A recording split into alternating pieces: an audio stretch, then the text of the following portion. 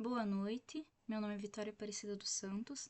Esse vídeo serve como apresentação do trabalho do cartão de crédito que foi disponibilizado na aula pelo professor na matéria de Business Intelligence para a gente desenvolver como parte do aprendizado da matéria, para desenvolvimento final do trabalho final, né, que seria na próxima etapa. A questão do projeto em si, ele foi dividido em três partes, que seria a parte da documentação, a parte do ETL, com o Data Warehouse, e, por fim, a exibição em um dashboard da interface dos dados. Como a gente seguiu com o projeto que foi dado pelo professor, a documentação ela meio que já veio pronta.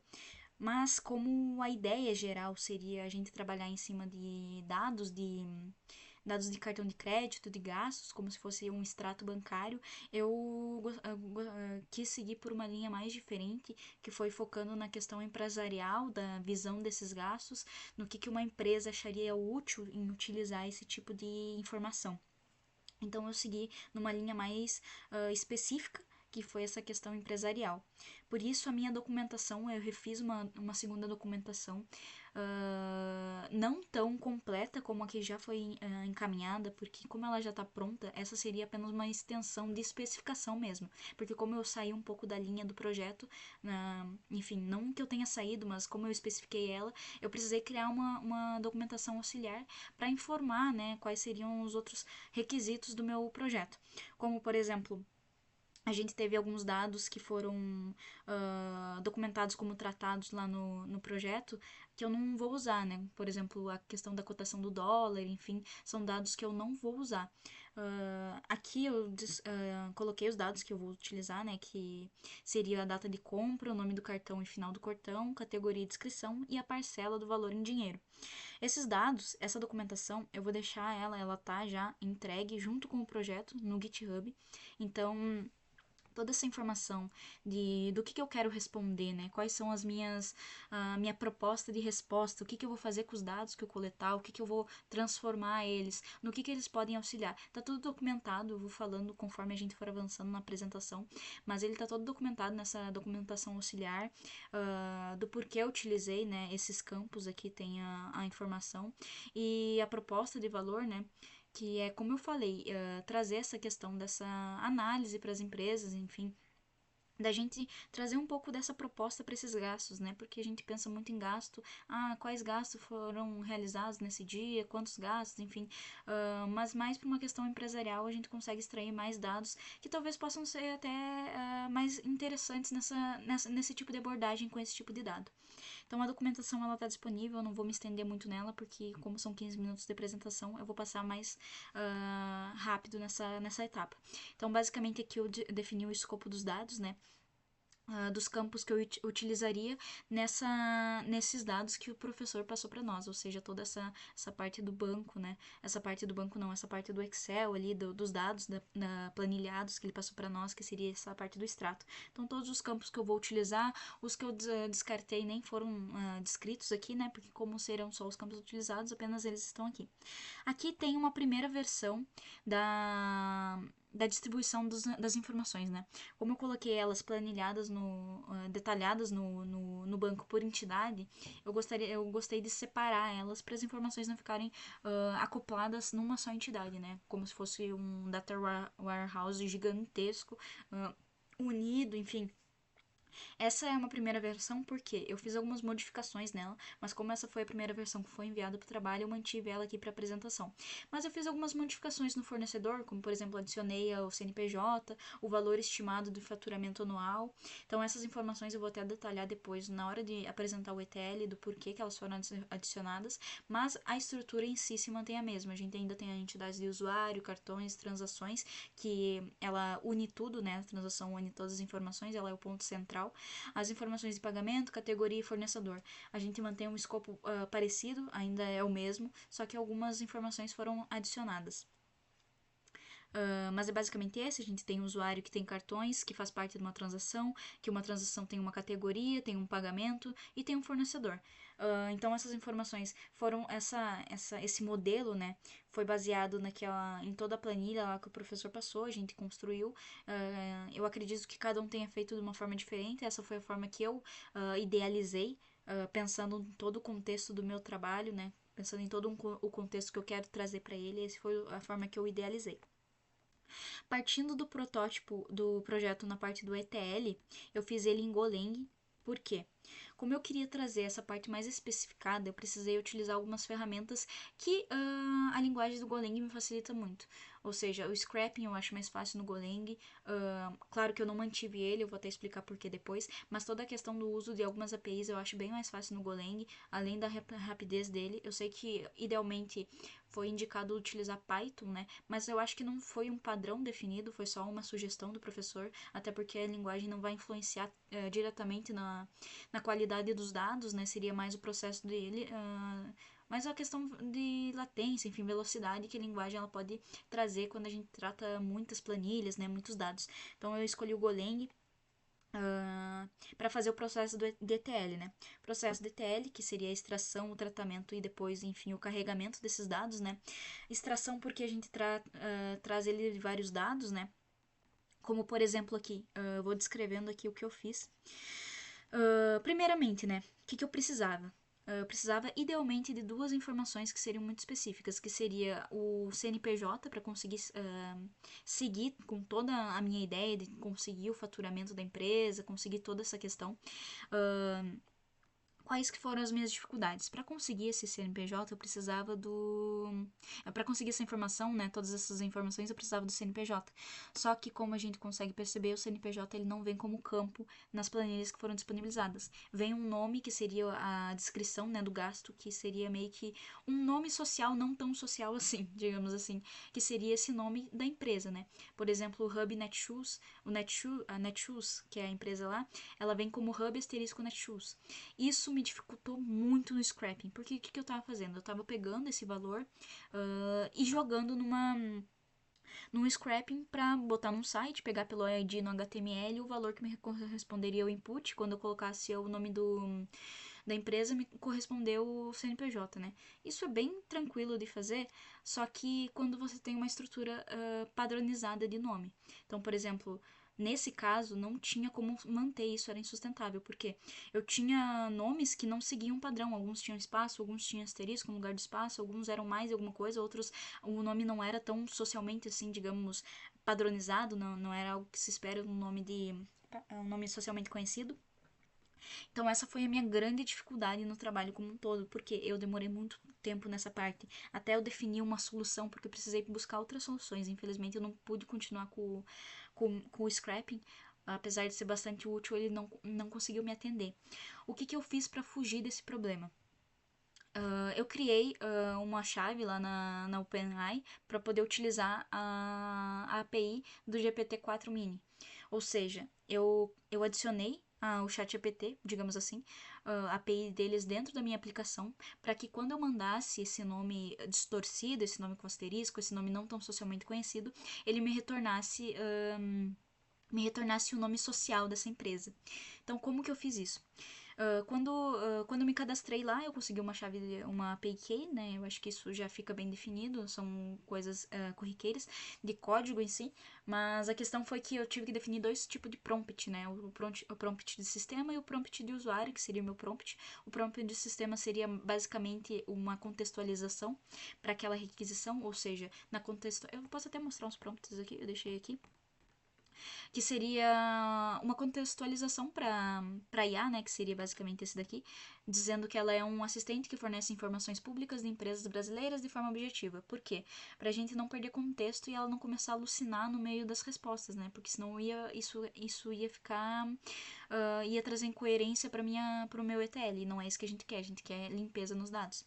Então, o que acontece? Eu mandei esse prompt aqui, indicando que seriam empresas públicas, informações públicas de empresas brasileiras. Eu comentei com o professor e ele até me explicou que não teria problema eu colocar chumbado, digamos assim, essa informação de que são empresas brasileiras, sem ter conhecimento de todos os dados, porque por uma análise prévia eu pude perceber que as empresas todas eram brasileiras, né, como eram dados brasileiros. Então, isso faz parte do ETL também, a gente conhecer o modelo de dados, não é só a parte da extração, a parte da limpeza, a parte de entender que tipo de dado a gente está trabalhando. Então, na minha percepção, eu vejo que são empresas brasileiras e eu acho que isso pode ser uma informação agregante, né? pro desempenho do programa. Então, por isso que eu coloquei. Eu acho que não tem problema nisso, porque também faz parte do processo de ETL a gente ter uma noção básica do dado bruto antes da gente começar a manipular ele, para poder trazer esse tipo de contexto, né? Então, isso me auxilia bastante nessa questão do prompt de sistema que faz essa contextualização. Em sequência, a gente tem o prompt de original, né? Que seria, no caso, dizendo qual é o nome dessa empresa. Envie um texto, eu botei algumas instruções, né? O nome identificatório, apenas o nome, nada mais do que isso. E aqui um exemplo, que era justamente que eu utilizei, né? Que era esse que usa Hub Netshoes, que eu queria só uma palavra. Queria que ele fosse objetivo, só me retornasse a palavra, sem caracteres especiais e apenas uma palavra, né? Em sequência, ele me entregaria as palavras todas como eu descrevi, né? Por exemplo, hub asterisco Netshoes transforma em Netshoes. Então, essa parte foi tranquila para fazer. Depois que eu implementei, eu consegui desenvolver o resto do trabalho, porque eu fiquei presa nessa questão do scrap. Na sequência, eu utilizei algumas APIs. Como eu precisava encontrar o CNPJ da empresa para poder buscar informações a respeito dela, por exemplo, o Sinai, que mais tarde eu vou explicar por que eu precisava, eu utilizei algumas APIs.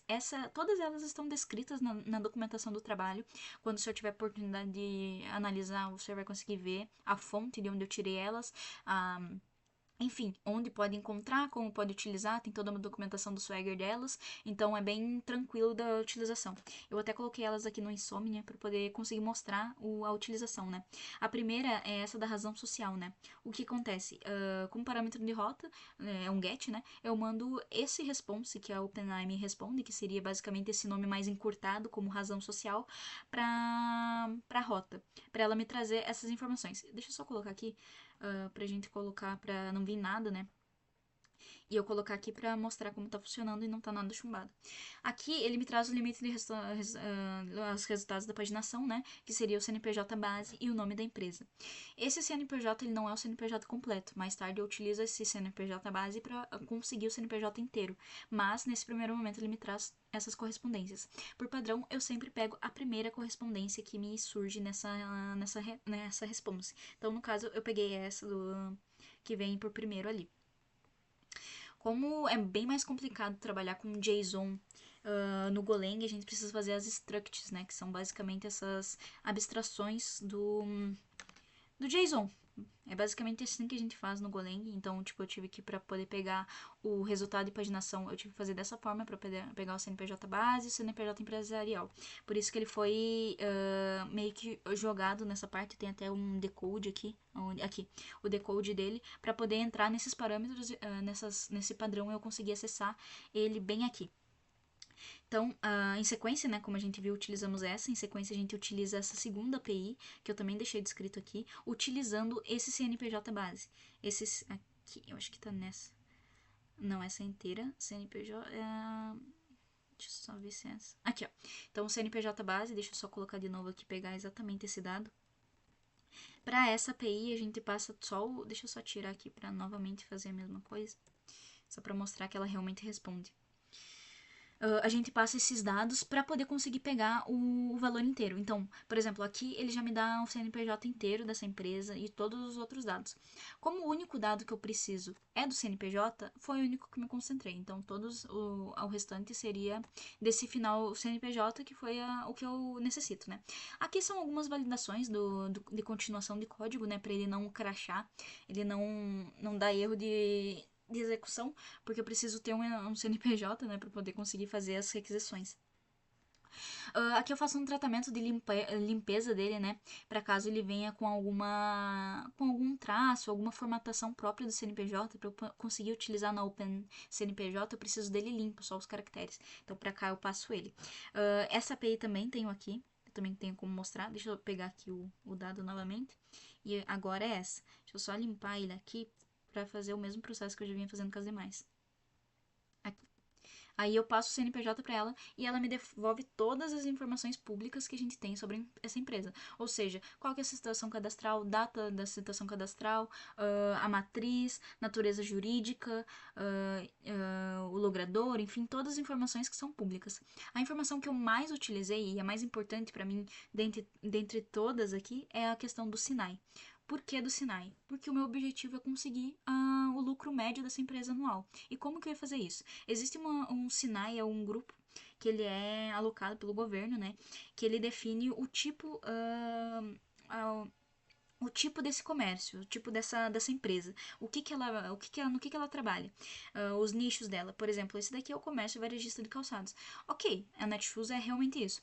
Só que são vários sinais que podem representar a mesma coisa. Só que existem faixas de valores que eles compreendem. Por exemplo, um sinal de calçados que fatura até X valor é um, outro que excede esse valor é outro. Então, esse é uma informação muito valiosa no contexto que eu preciso encontrar, que é o faturamento da empresa, né?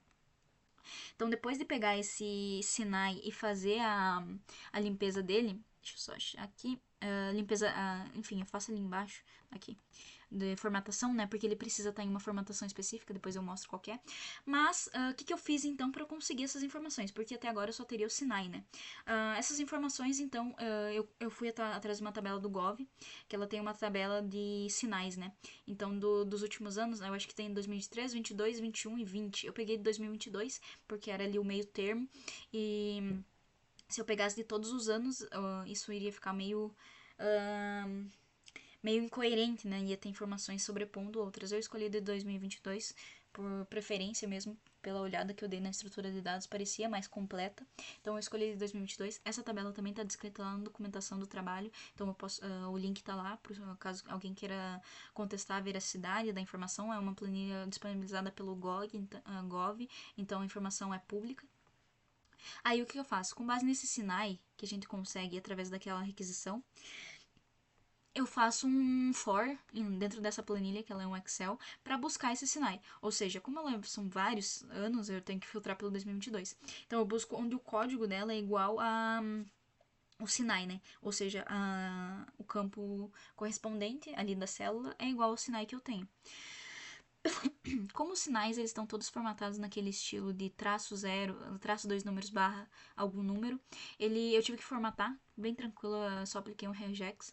Mas a segunda parte foi as duas informações que eu utilizei. São várias informações que essa planilha disponibiliza. Várias mesmo, assim. Mas as duas que eu mais utilizei, e são as duas que importam para o meu contexto, foi a quantidade de CNPJ que existem cadastrar, pelo menos naquele período, existiam cadastradas nesse Sinai, quantidade de CNPJ total, e o total somado de lucro geral desse Sinai. Ou seja, o valor de lucro daquele ano de todas as empresas que são cadastradas nesse Sinai. Para fazer essa estimativa, basicamente a única coisa que eu fiz foi pegar esse total estimativo, esse total, né, e dividir pela quantidade de CNPJ. Então, fazendo uma média ali, eu teria a quantidade de lucro total daquele ano, né? E esse foi o valor que eu usei como base nessa parte da questão dos valores da empresa, né? Todas essas informações que eu citei ali, o estimate de profit, que é o valor estimado, né, do lucro, o SINAI da empresa e também o CNPJ, foram informações que, como eu falei anteriormente, eu agreguei naquela tabela que eu posso até voltar aqui para mostrar, do fornecedor. Então foram dados úteis que eu achei interessante manter na tabela. Algumas outras observações que eu tive que fazer dentro do projeto de DTL, né, no caso dentro do fluxo, que também é a transformação dos dados, foi essa questão da data, né? Esse aqui não precisa se apegar muito, porque é a questão da formatação de data do Golang, então a gente precisa passar um formato de data padrão para ele seguir aquela data. E aí, beleza, né? A questão da data foi isso, depois teve alguns inserts.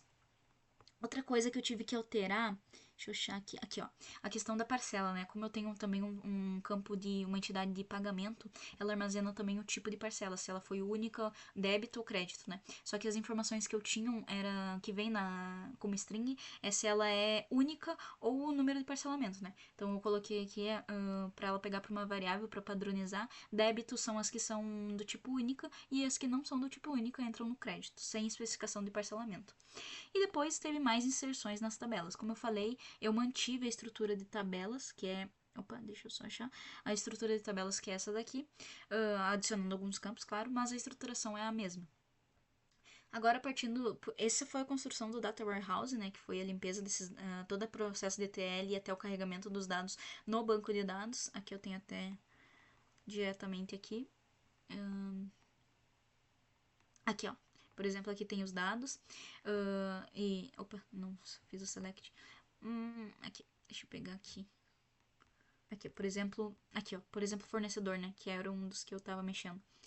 Aqui, ó, Hub Netshoes, daí eu guardo o CNPJ, SINAI e o valor estimado do lucro daquele ano, né? Então, todas aqui as informações.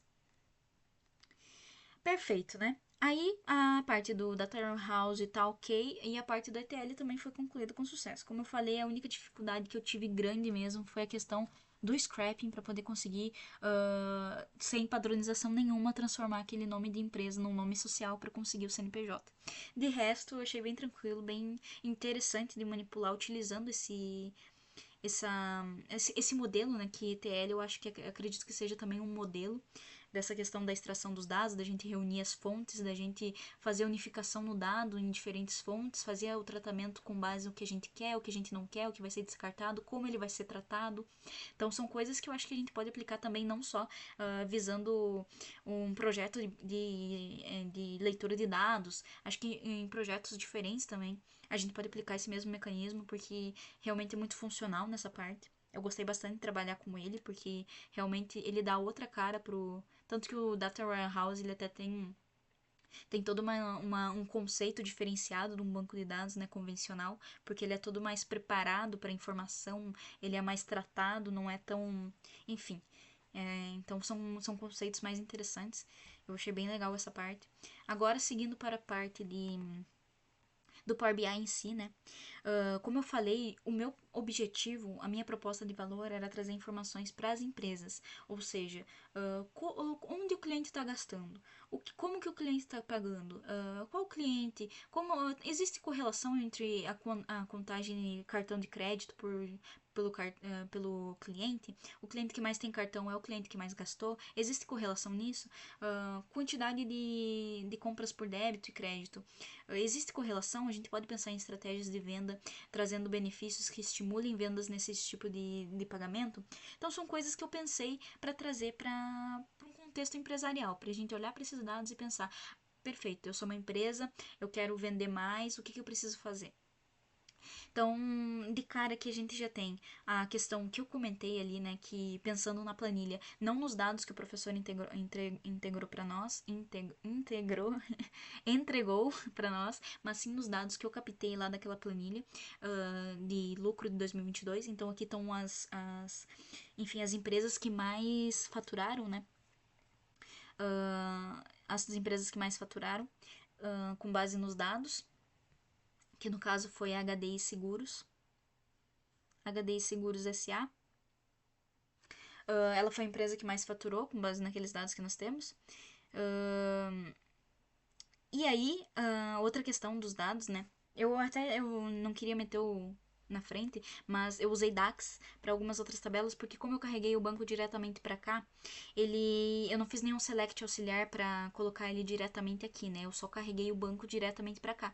Então eu tenho algumas correlações, né? Que se interligam, por exemplo, em cada tabela eu adicionei esse line ID, que é a da linha específica. Isso ajudou bastante a questão dos dados para eu conseguir encontrar ocorrências, né? Em algumas consultas que eu queria fazer, mas basicamente o que eu tenho aqui? A soma do valor estimado de lucro por nome de empresa, então a gente consegue ver que a HDI Seguros foi a que mais faturou no ano de 2022, né? A gente tem também a soma de tipo de pagamento por transação, então a gente consegue ver que o débito disparou na frente do crédito. Então isso são coisas. Por que esse dado é importante? A gente pensar, né? Vamos pensar em estratégias de vendas que valorizem esse tipo de pagamentos, porque isso pode acarretar em mais vendas. São estratégias, sabe? São coisas que a gente traz aqui que podem apoiar decisões futuras, entendeu? Que podem apoiar decisões que possam vir a acarretar num aumento nas vendas, enfim. A outra seria a questão do onde os clientes estão gastando, porque aqui a gente tem a descrição do gasto, né? Onde foi mais gasto? A gente consegue ver que o ramo que mais obteve o dinheiro dos dados analisados, né, foi em restaurante, lanchonete e bar. Então foi nesse tipo de categoria. A questão que eu tinha comentado, né, será que o cliente que mais gastou está relacionado com o cliente que mais tem cartão, para a gente até pensar numa questão da estrutura dos gastos do cliente, né? Estratégias de perfis de cliente, ou seja, o cliente que mais tem cartão, ele gasta mais ou isso não tem relação? Com base nesses dois gráficos aqui, a gente consegue ver que isso não tem tanta relação, porque quem mais gastou nessa base de dados que foi utilizada foi o Brian, mas quem mais tem cartão é o Vin Diesel, então a gente não teve uma relação em cima disso. Outros dados que eu queria trazer também era a questão da data, né? As datas que teve mais vendas, a gente consegue ver que os dias foram dia 12, 28, 16, 9, 23, 27 e 30 dos meses de outubro, janeiro, maio. Por que isso é interessante? Porque quando a gente tem uma recorrência grande que chega a ser perceptível de vendas em um determinado período, é interessante fazer o estudo do porquê isso aconteceu e aplicar, enfim, estratégias de venda que fomentem vendas nesse dia. Ou seja, beleza, eu vi que no dia 12 de outubro, que é o dia das crianças, teve muita saída, muita venda. Entendi. Claro, o feriado ele ajuda, né? Porque é o dia das crianças. Mas a questão do porquê que a gente analisa esse tipo de dado? Claro, para trazer informações beleza, vamos colocar uma promoção para fomentar ainda mais. Se a gente vê que está tendo saída, vamos estimular a venda nesse dia. Então, são informações como essas que trazem a valor, né? Outra questão são aqui as tabelas, os outros dados que eu utilizei DAX, né? Por que eu utilizei DAX? Para poder fazer essa contagem, para poder fazer essa agregação entre tabelas que foram carregadas diretamente, não existiam relações diretas aqui. Eu perguntei para o professor e ele falou que tudo certo fazer com DAX, né? Eu só teria que dar uma estudada por fora, né? Eu tive que fazer, eu olhei algumas videoaulas de como fazia e é bem interessante, ele se aproxima bastante do SQL convencional, só que, claro, com nomenclaturas como qualquer outra linguagem, qualquer outra ferramenta tem, né? Suas especificações. Então, mas foi bem tranquilo para fazer essa parte. O que eu usei foi contagem de cartão de crédito por nome, né, para poder fazer essa correlação. E é aqui, ó, vou mostrar aqui. Basicamente, ele aqui tem as colunas que eu selecionei. O Select Columns ele serve para pegar as colunas que eu quero, que no caso aqui são nome, que vem de User Credit Data, o Line ID, que vem do Credit Data também, o Card ID e o Last Numbers, ambas de card. Aí tem o cross join, que assemelha-se muito ao inner join que a gente tem, que basicamente ele busca pelas tabelas aqui, né, que é a minha credit data e card e a correspondência entre elas, que nesse caso aqui é o line ID. E o filter serve para bater o martelo em cima desse join, né? Então basicamente ele me gerou essa tabela aqui. A segunda tabela que eu fiz foi essa para poder trazer os dados da empresa, né? Que é essa tabela 2 empresas. Ela segue o mesmo padrão da outra, só muda as tabelas, que eu peguei a Transaction Credit Data para poder pegar valor da transação, data da transação, enfim. E a fornecedor, né, que eu peguei o SINAI, o valor estimado. Então, foram dados que eu utilizei. A correspondência entre elas era o CNPJ, né? Então, aqui, nessa aqui, a gente consegue ver o soma de valor de transação por nome de empresa. Qual que era a minha ideia de trazer isso aqui? Vamos verificar então. Aqui a gente consegue ver que pelo ramo do mercado, Stock Center, Mix Center, aqui tem dois estoques porque ele tá... são dois de dois lugares diferentes. Mas o Mix Center, por que ele ficou na frente? São coisas que a gente precisa analisar em contexto de empresa. Beleza, eu sou uma empresa de mercado. Por que eu tô atrás do Mix Center? Vamos estudar melhor as estratégias de mercado dele pra gente conseguir se igualar em relação ao mercado, né? Como que tá a concorrência? A gente precisa analisar, aumentar nossas vendas, trazer estratégias, enfim. Aqui tem o Mix Center ficou na frente, né? E também queria fazer esse panorama entre o valor das transações com base na base que a gente tinha e também se ela ficou entre o top 10, digamos assim, das empresas que mais faturaram no ano 2022. Aqui a gente consegue ver que ele ficou não tão no top 10, né? Mas existe sim a aparência dele aqui, né? Digamos, enfim, não sei explicar a ocorrência, ele está aqui. Então, realmente foi faturado, foi um faturamento que chegou a nível nacional. Então, realmente ele está aqui, ele está entre as mais bem faturadas. Então, isso é de se pensar. O Stock Center ficou atrás. Então, por que o Mix Center está fazendo? Qual que é o público que ele está atingindo? O que ele está fazendo de promoção? Qual que é a estratégia de vendas dele? É mais para a empresa olhar isso aqui e otimizar as vendas delas. A outra coisa aqui que eu queria trazer era a questão do uso do Sinai, né? O Sinai, ele é uma informação valiosa que eu já expliquei o como que eu utilizei ela. para poder chegar nas informações do valor aproximado, mas basicamente a gente consegue ver que dos dados analisados, o SINAI que mais teve soma de transação foi o 4530703, que corresponde ao comércio, acessório, varejo e peças, que foi a representação que eu anotei aqui por meio da pesquisa. Então a gente consegue ver que esse Sinai ele realmente lucrou mais, então empresas desse ramo tiveram maior lucro, mas essas empresas desse Sinai estão descritas aqui, então são coisas que eu quis sair um pouco da ideia inicial do trabalho, que era realmente fazer essa análise de gasto, mas para trazer mais para um contexto empresarial, onde o dado ele pode realmente ser útil quando a gente pensa em estratégia de venda, estratégia de análise de mercado, análise de concorrência. Então foi essa a ideia inicial a qual eu quis partir no meu trabalho, a qual eu quis chegar. E é basicamente isso. Esse foi o meu trabalho do cartão de crédito. Muito obrigada e uma boa noite.